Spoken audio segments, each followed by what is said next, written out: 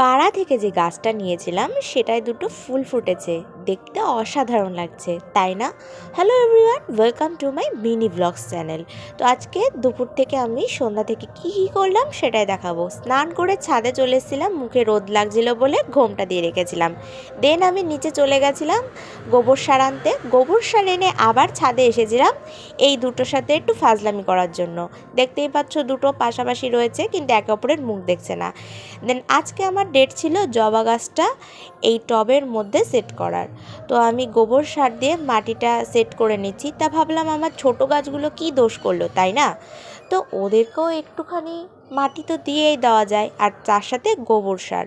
তো আমি সব কটাতে মাটি দিয়ে আবার গোবর সার দিয়ে দিচ্ছিলাম একটা একটা করে। দেখতেই পাচ্ছ ওটাতে তো দুটো ফুল ফুটেছে, যেন মনে হচ্ছে মা আর বাচ্চা। আর এই চন্দ্রমল্লিকায় কবে ফুল ফুটবে আমি জানি না, ওয়েট করছি এখনও ফুল ফোটার। আর গাঁদা ফুলটা আস্তে আস্তে ফুটছে, সবে কড়িটা ফুটছে।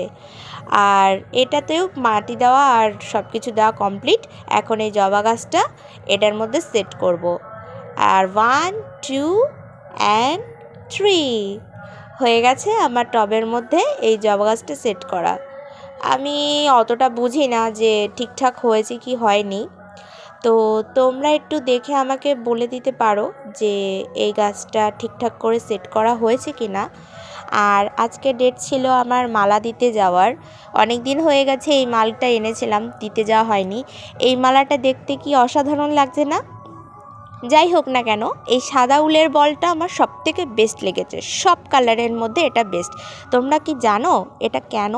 কেননা এই সাদাটা হচ্ছে সরস্বতী পুজোর জন্য তৈরি করা হচ্ছে। মালাটা অসাধারণ লাগছে না দেখতে?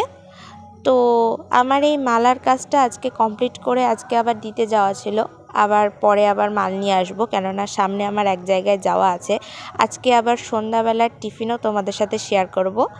এই যে আমার সন্ধ্যাবেলার টিফিনে আজকে ছিল গোলা রুটি। একদম ইজি এটা, জাস্ট আটাটা গুলে ওর মধ্যে কিছুটা লঙ্কা আর নুন দিয়ে তৈরি করা যায় এটা। বাট আমি ভাজতে পারি না বলে মাকে বলেছিলাম ভেজে দিতে।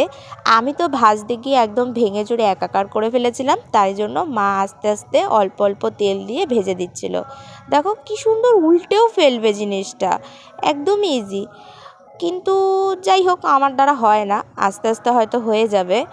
আর আমার গোলা রুটিটা খেতে ভালো লাগে একদম, যেহেতু ইজি। অত মাখো রে বেলো রে ছ্যাঁকো এসবের কোনো ঝামেলা নেই, জাস্ট অল্প তেলের মধ্যে এটা কমপ্লিট হয়ে যায়। তো আজকের ভিডিওটা যদি ভালো লাগে একটা লাইক আর কমেন্ট করে দিও।